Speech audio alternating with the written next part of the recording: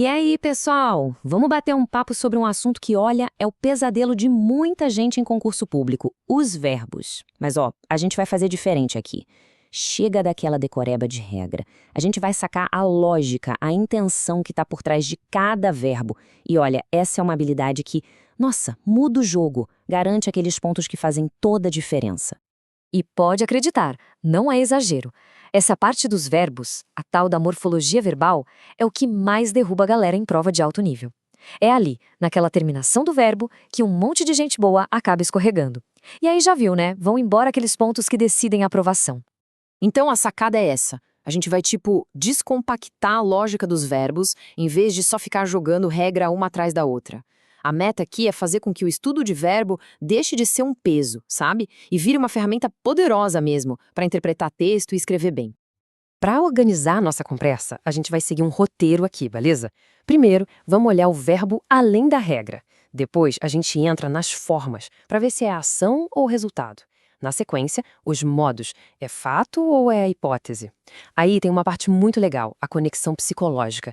E claro, vamos aplicar a lógica para ver se funcionou e fechar com uma reflexão final. Bora desvendar esse mistério de uma vez por todas? Então, bora lá para o nosso primeiro ponto.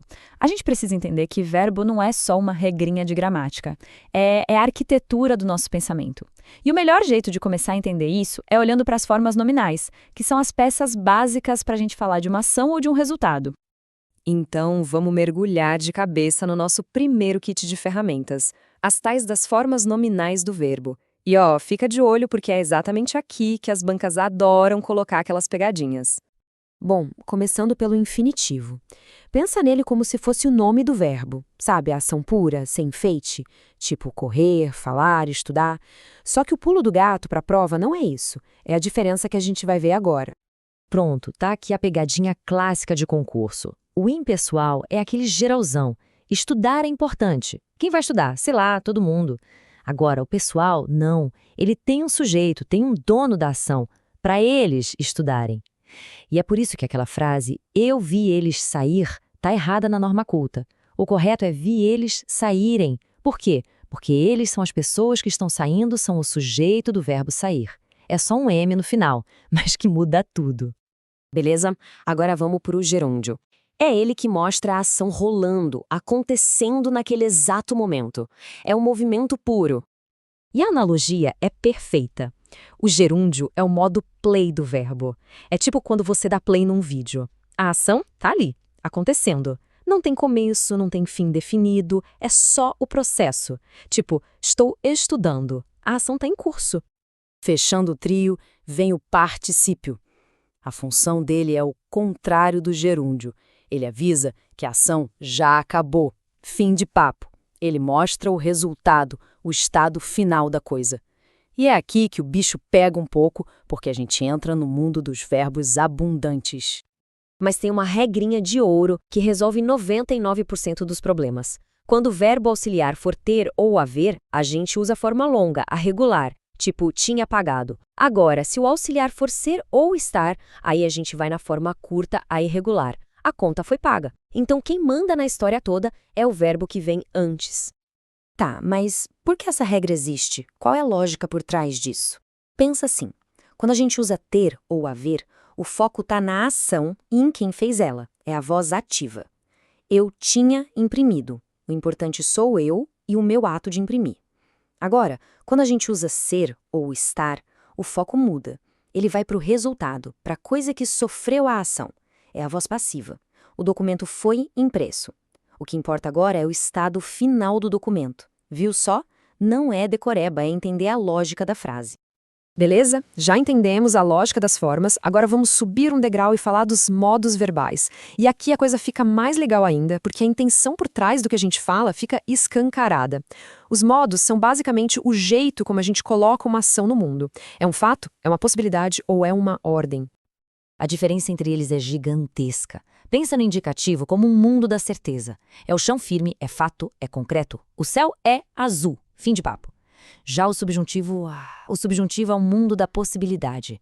É o mundo do IC, da dúvida, do desejo. Tomara que ele venha, ninguém está garantindo nada. Vamos pegar um exemplo do jornalismo que fica super claro. Se um jornalista escreve, o suspeito fugiu, usou o indicativo. Qual a mensagem? É um fato. Aconteceu. Certeza absoluta. Agora, olha a mágica da mudança de modo. Se a frase for "a polícia acredita que o suspeito tenha fugido". Opa! Tenha fugido é subjuntivo. Isso muda tudo. Não é mais um fato, é uma hipótese. Percebe o peso disso? A escolha de um modo verbal pode mudar completamente a credibilidade da notícia e a responsabilidade de quem está escrevendo. É sutil, mas é poderoso. Agora se prepara, porque a gente vai descobrir uma conexão secreta, quase uma conspiração dentro do sistema verbal. É uma prova de que na língua nada é por acaso. Tudo está amarradinho de um jeito surpreendente. Primeiro vamos falar rapidinho do modo imperativo. É aquele modo da ordem, do pedido direto. Faça isso, estude mais. E faz todo sentido não ter a primeira pessoa, o eu, né? Afinal, a gente não dá uma ordem pra gente mesmo, tipo, eu estude. Não funciona. E é aqui que a mágica acontece, a grande revelação. Pega o imperativo negativo, por exemplo. Não faças. De onde vem essa forma? Ela não brota do chão. Ela é literalmente emprestada do presente do subjuntivo. É a mesma conjugação. Cara, isso é fascinante. Para pra pensar no que isso significa. Significa que uma ordem negativa, tipo não faça, carrega no seu DNA a dúvida, o desejo do subjuntivo. No fundo, não faça isso não é só uma ordem, é a expressão de um desejo. O desejo de que aquela ação não aconteça. É ou não é de explodir a cabeça? A gramática é pura psicologia. Ok, depois dessa viagem, vamos voltar para a terra firme e aplicar essa lógica toda. Um teste rápido, bem no estilo do que cai em prova, para ver se o código foi decifrado mesmo. Vamos lá, rapidinho. Primeira frase. A meta era os líderes. Qual a intenção? A ação tem um sujeito específico, os líderes. Então, infinitivo pessoal, reunirem.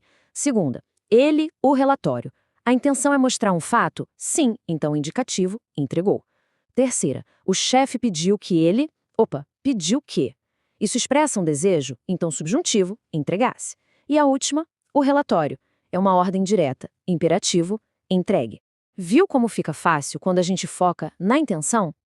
Bom, e com isso, a gente chega na nossa reflexão final. Se tem uma coisa que eu espero que fique dessa nossa conversa, é o seguinte: dominar verbo não é sobre decorar a tabela. É sobre entender como a gente pensa. Cada verbo que a gente escolhe usar, ele entrega uma intenção. E para fechar, vou deixar uma provocação no ar. Uma que amarra tudo isso com a nossa cultura do dia a dia. Pensa comigo, aquela frase que a gente ouve todo dia. Ah, vou tá te ligando. O que ela diz sobre a gente como cultura? Será que é só um jeito de falar? Um vício de linguagem?